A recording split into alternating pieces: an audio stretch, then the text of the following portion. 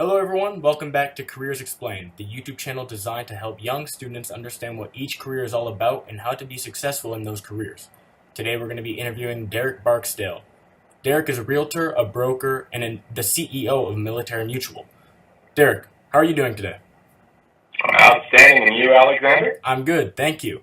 Thank you for so much for taking the time to be interviewed by me today.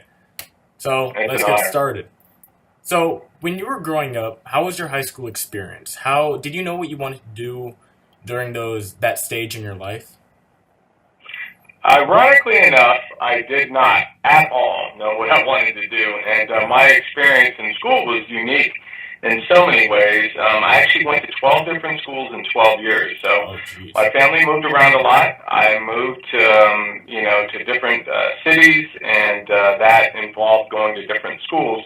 At the time, it was very brutal, but what I learned there is people skills and how to create relationships. And ironically enough, I didn't really know what I wanted to do, and ultimately found myself in the military. And the military was great for me. It provided the structure, provided the leadership, it provided opportunities for mentors to, guide me. And I've kind of found where I wanted to be in life while I was in the military. Although that was a 21-year career, it was also something that, yes, it was great for what I wanted to do, but was it my true passion? And that's where I think that we want to be in line with. And going through 12 different schools, meeting all these people, I found myself in real estate because I was an investor for my own property.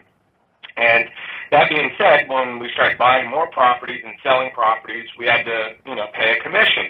So I asked for my wife to get licensed as a real estate agent. She did.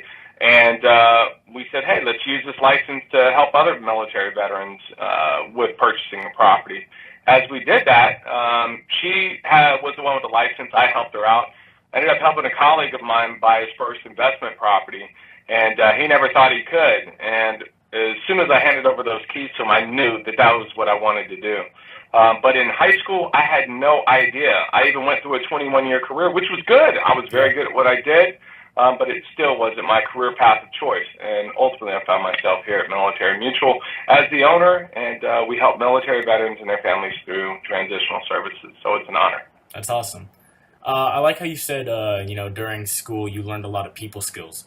And I'm in high school, and that's exactly what I'm trying to build up in these years. Especially during sports when I played sports. The biggest thing was just building my character, and I think a lot of people can say the same. So, that's awesome that you brought that up. Um, Yeah, I think relationships is one of the key things in life. I don't care what industry you're in. In life, creating relationships is powerful because none of us are as smart as all of us. So that's one thing to go with. And with the things that you learned in sports, it was just about the same things that we learned in the military and sports as a way. That, you learn team skills, and, it's not just about you. And that was what was important. right, exactly. So you got your bachelor's in workforce education and development at Southern Illinois University. How was that experience? How was your college experience? It was good. I got my degree while I was actually in the military, so it was distance learning. I did see the campus, but most of my learning actually happened while I was in the military on the base at 32nd Street here in San Diego, California. But that experience was really good because I was fortunate enough to get into a career path or get into an educational path for my bachelor's in something that I truly enjoyed. And, coming out of high school, I did go immediately into college. I went to Sacramento State. But, like I said, it wasn't for me at that time. I didn't know what I wanted to do, and I kind of struggled through school because it wasn't in line with my passion or my purpose. When Right. I was able to start school in the military and go to Southern Illinois, I was able to pick that career path because I'm really one that wants to help people. And workforce education, I think, was just right in line with what I was doing in my military career and something that I knew I wanted to do forever. So every course that I did outside of my general education course was something that was intriguing to me, and it was something that I was very interested in. And that made a huge difference when it's time to learn something because I'm not the greatest math guy at all. And, unfortunately with math, if you have gaps in math, it could be but I wasn't one that really liked it, so I struggled through math a lot of times. But when it came down to writing instruction plans and why tests are written the way that they are, that just intrigued me, just to the end. So it was something that I did very well in. I ended up graduating summa cum laude because I think that it was more in line with what I wanted to do in life, more importantly than just a career. Right. So after that, you pursued real estate. Can you explain real quick just what real estate is? Absolutely. So real estate, the role in which I play is a representative of either a buyer, a seller within real estate transaction. We also do property management and a few other things, but keeping it very simple, as a buyer's representative, I am that individual's agent who ensures that their rights, their terms are protected, and at the same time providing advice and making sure that everything that they are doing to transfer that property is enforceable. And in terms of working as a buyer's representative, we're also ensuring that the home that they move into is something that not only suits their needs for the beauty of the home, but more functionality. Does that home work for them? From a functionality standpoint, and we look at it from a different perspective of not only is this something that works for you when you and your family move into this home, but will it work for a rental property, and how much will it earn on a return on investment over the years to come? So we break that down. Coming from a listing standpoint, the home that they would like to sell is something that we ultimately want to do so for the highest price possible, and for a timeline that fits their needs. Mm-hmm. And in order to do so, we need to make sure that the comparables are in line with what they're asking for and what they can ultimately demand. And then it's all about education. My degree was in workforce education development. What I'm doing is I'm educating these people with typically the largest investment that they're going to have in their life. And so that's where I think that my educational degree really fits right in play with what I do as a real estate agent and a realtor. And, I didn't know that at the time when I was going through it, but it really does because I'm able to effectively communicate the needs and wants of my client. Right. So, is a college degree needed to become a realtor? Not at all. A real estate agent does not have to have a college degree, doesn't have to have a high school degree. As long as they are able to complete the prerequisites, which are going to be a principles course, a practice course, and something that is almost like an elective, like appraisal or law, one of those things.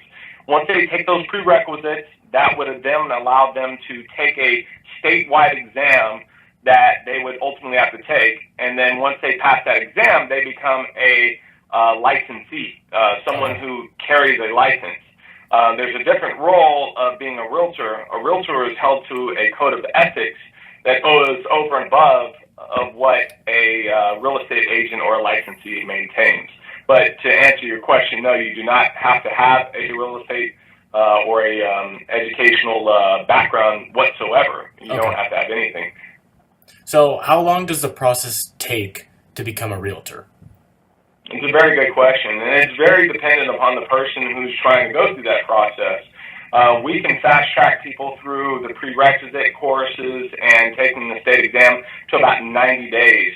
State requirements indicate that it only takes you have to space out all of the prerequisite courses to at least 6 weeks, and then you can then apply for your state exam. And when you apply for your state exam, that takes about a month and a half at most. And then you go and you take this test at a testing site, and it is online. And you take that test in front of someone who is overseeing the exam, and then you know right then and there if you pass or not. Oh wow! So that's pretty much that right there. But it is a very tough exam. I've had people who have master's degrees that go in there and have failed. Really? And failed more than once. Failed 2-3 times, and I've had people with just a high school diploma that go in there and pass the first time. Yeah. it's unique with how the exam is put in place. Okay. But, that being said, I'm not only a realtor, but I'm also a broker, so I had to take an additional exam to become a broker.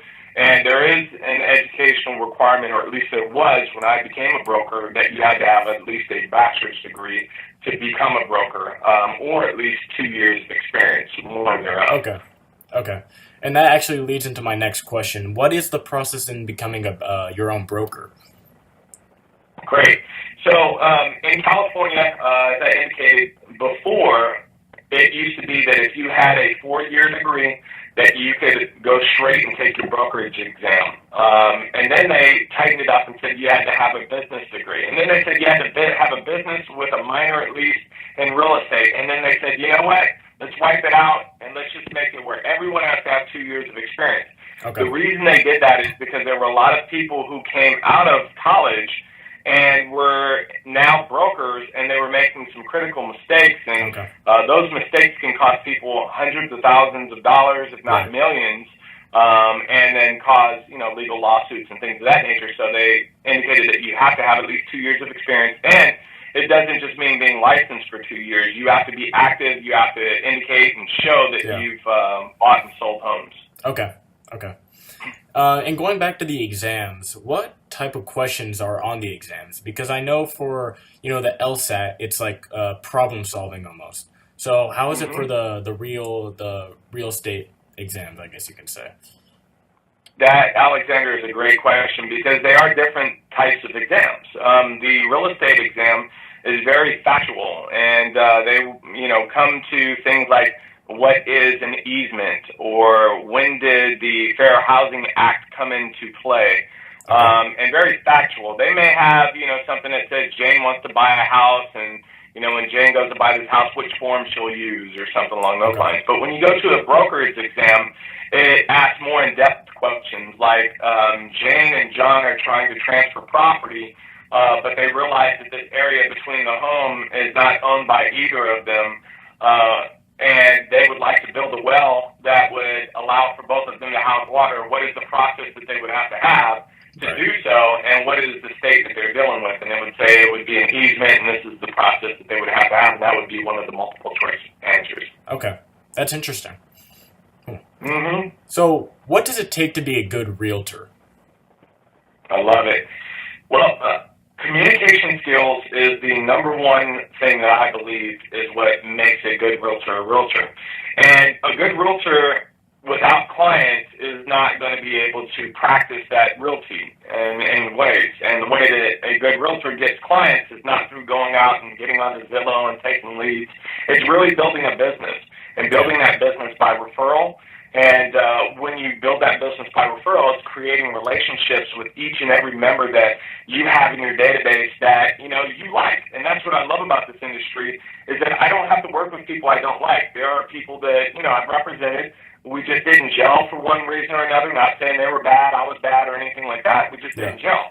And what I found is people, when they refer you business, they typically refer you to people that are just like them. So I tend to, if I have a great experience with someone, we enjoy being around each other, they're high caliber, quality people, I'll typically work with that person, create great relationships, go to basketball games with them, do different things, send them gifts, stop by, take them out to dinner, and we just enjoy each other's lives. And they ultimately then become people who market for me. I've owned billboards before. I've had $100,000 worth of ads each year, but really the best investment that I can have is into a good quality friend or past client who would then be that walking billboard that's intuitive.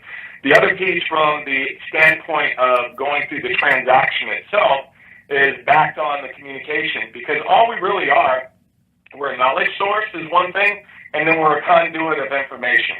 And what has to happen is that the buyer, if I'm representing a listing agent or a seller, if the buyer says to his agent or her agent that they would like to have something done, I get that from the buyer's agent, and then I go to my sellers and I say, this is what they want to have done. And they say, well, I don't know if I want to do all that. What are my rights? What should I do? And I say, well, this is what you can do. They say, okay, let's go that course. And then I go back on the phone, and I call that agent, and I say, this is what we would like to do. He gets on the phone, talks to his agent, and it goes back and forth. Right. All we really are is conduit of information. But unfortunately, once again, the number one complaint from the National Association of Realtors is that real estate agents do not communicate effectively with their clients.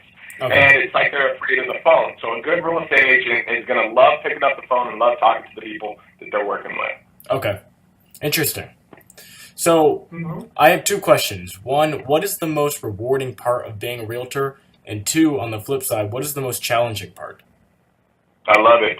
The most rewarding part, by all means, is handing over the keys to a new home buyer or someone who never even thought they could purchase a home. And you go through kind of a journey with them from a state of when they don't even think they could ever buy.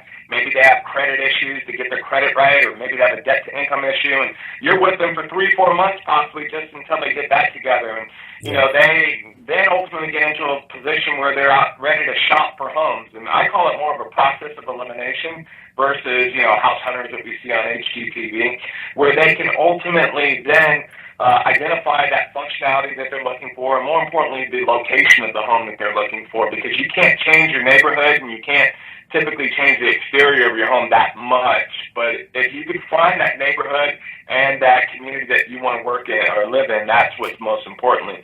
But that being said, communicating that with them, and then when they ultimately get that key to that home after working with them for 3, 4, 5, I've worked with people for 2 years trying to get a home, and when they finally get that key, you could just see that accomplishment that they have, the American dream is embedded in them, and it just exudes out of them. And being a part of that is something that I love to be a part of.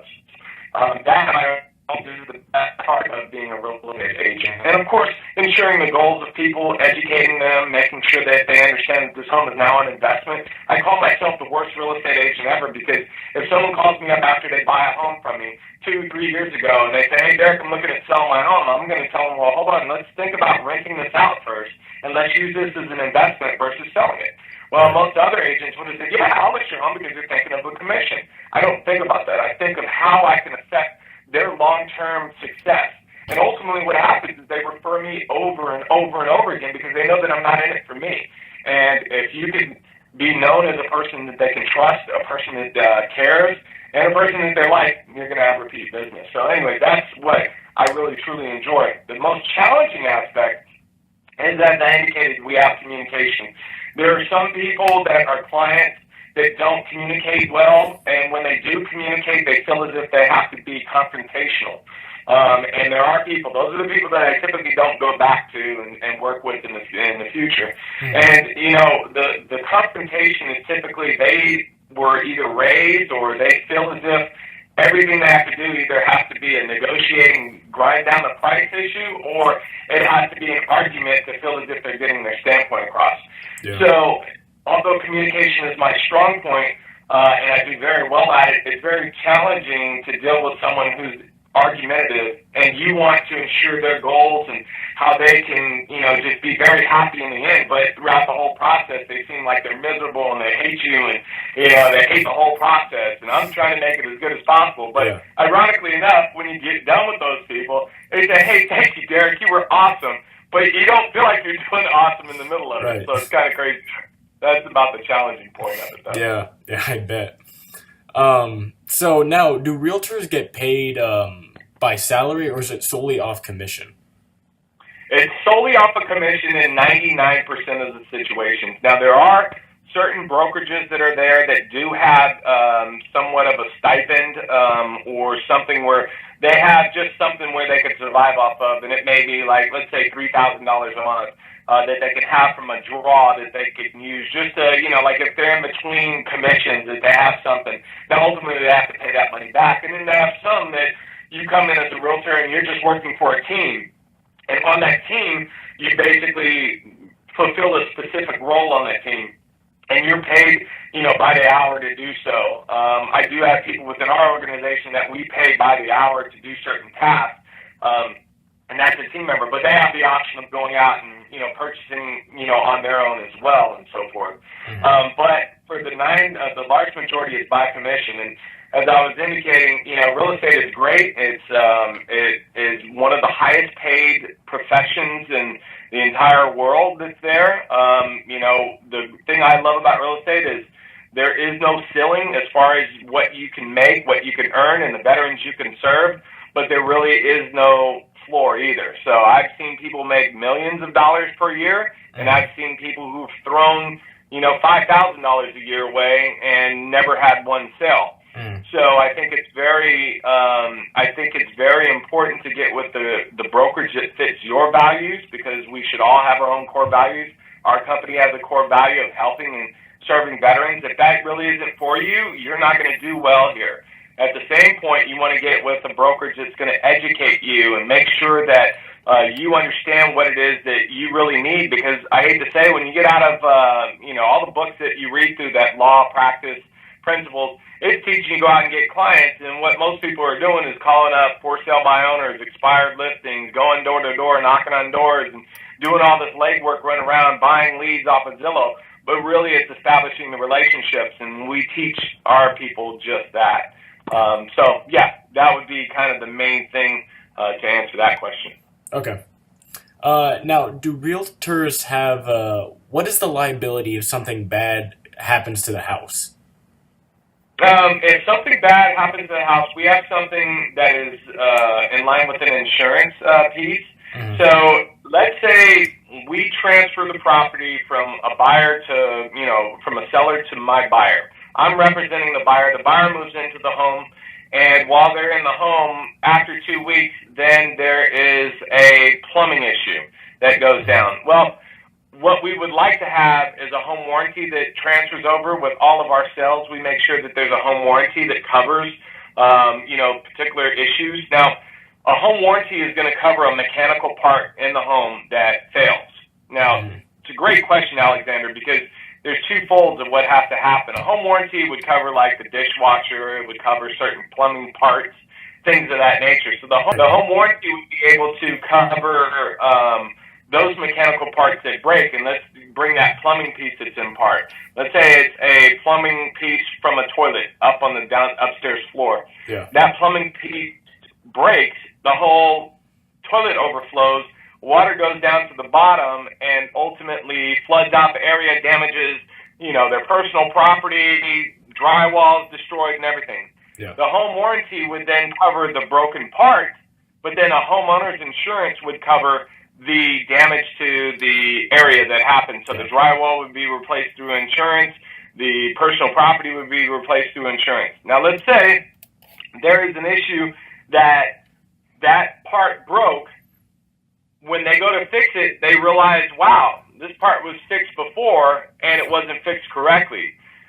During the transfer of property, a seller needs to identify if there was ever anything wrong with it through a transfer disclosure statement or a seller property questionnaire. And if they don't indicate that on their disclosure, they are then liable for not only the repair, but any damage. So let's say that part broke, the seller didn't disclose that, and we find out that it was due to them having it repaired incorrectly, that they're now liable. Well, then we can go back out, and that listing agent, unfortunately, would take the blunt of it initially, and we would go into what is called arbitration, and then you have mitigation, and you have litigation.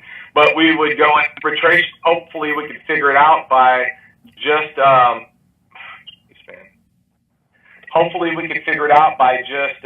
identifying something that would be,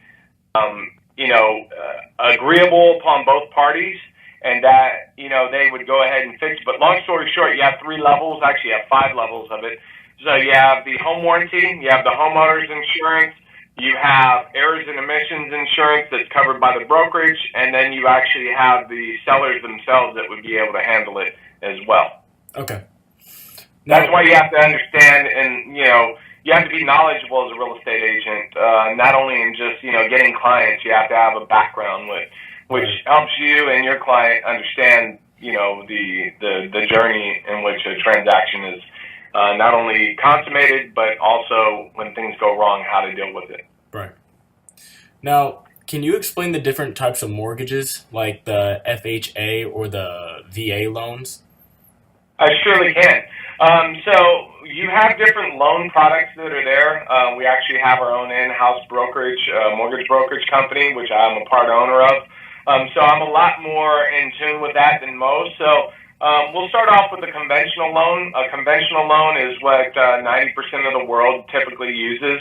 Well, let's say about 75% of the world typically uses. But a conventional loan is, on standard, a conventional loan is that you have to come in with 20% down to make a purchase on a property. And then with that being said, you have a little bit higher of an interest rate than most. But the great thing is you don't pay what's called private mortgage insurance when you go with a conventional rate. On the second standpoint, you have other different types of creative loan financing under conventional where maybe you only put 10% down, and I've seen them as low as 5% down on a conventional product. But on that, you're going to ultimately have to pay a private mortgage insurance, which is, typically $2 to $3 to $4, it could even be $700 per month, depending on, which purchase price you bought your home at. And that's just money going towards insurance. It's not going towards the principal of your home. So that's a conventional product. You have other products that are government funded, which is going to be a FHA loan. The FHA loan is basically a product that allows for a person to come in under a certain threshold where they're not buying a $2 million home in an FHA. Typically, they're going to want to stay underneath the $690,000 mark. And with that, they only pay 3.5% down, and then there's some added benefits to that as well. Okay. The best loan that's out there, and if you have applicability to it, is going to be the VA home loan. And this is, of course, what I work with, 80% of the time in our industry. But a VA home loan, you don't have to put any money down whatsoever, and the interest rate is going to be lower than anything else that's out there, and you don't pay private mortgage insurance. So it helps a service member leverage their money that they actually have in their pocket to purchase a home. They can buy more home for less money. And at the same time, they don't, really have to come out with this large cash outlay like you would with a conventional or FHA product. So those are the three standard, loan products. There are other ones that are out there that would allow for you to make a purchase, but those are the three major ones. Okay. Now, what is the average amount of money that a realtor can make per year? So, ironically enough, the average real estate agent only makes $33,000 a year. Now, that's the average.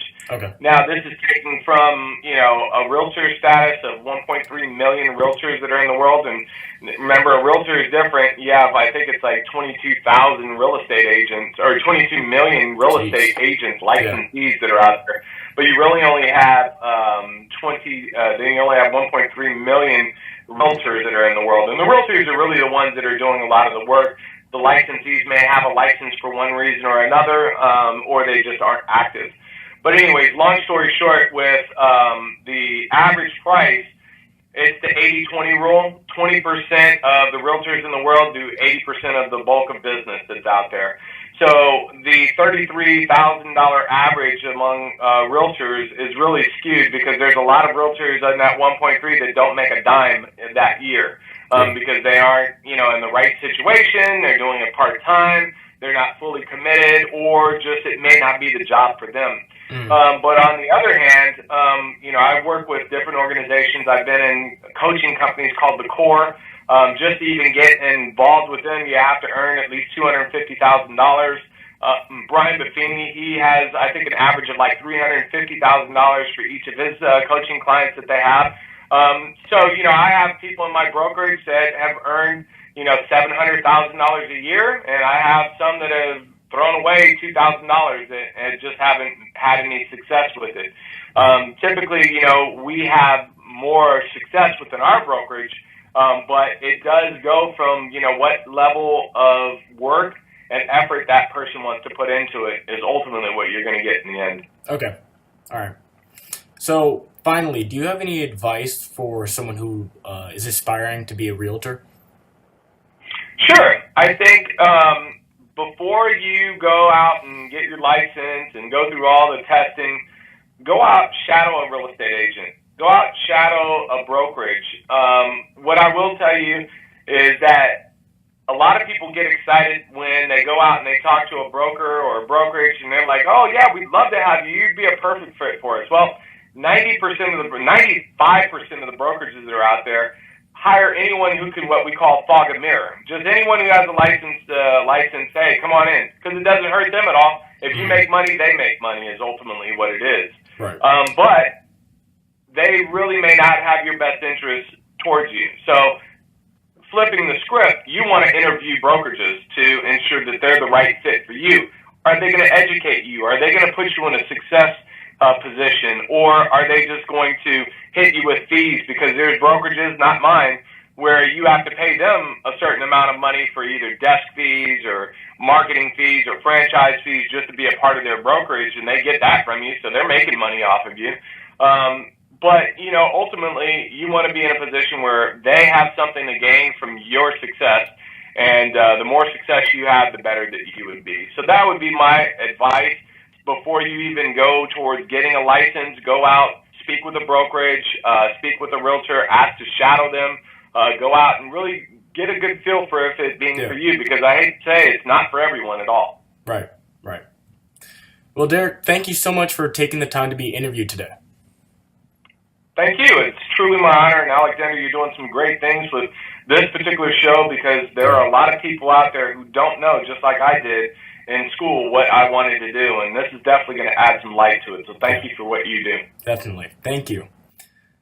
Well, my name is Alexander Lluch, and this has been Careers Explained. Please remember to hit like on this video if you found this very informational. And remember to subscribe if you want to see new videos. Also, if you want to learn about other careers, please be sure to check out my other videos with other various professionals explaining what they do and what it takes to be successful in their careers. Thank you so much, and I'll see you in the next one.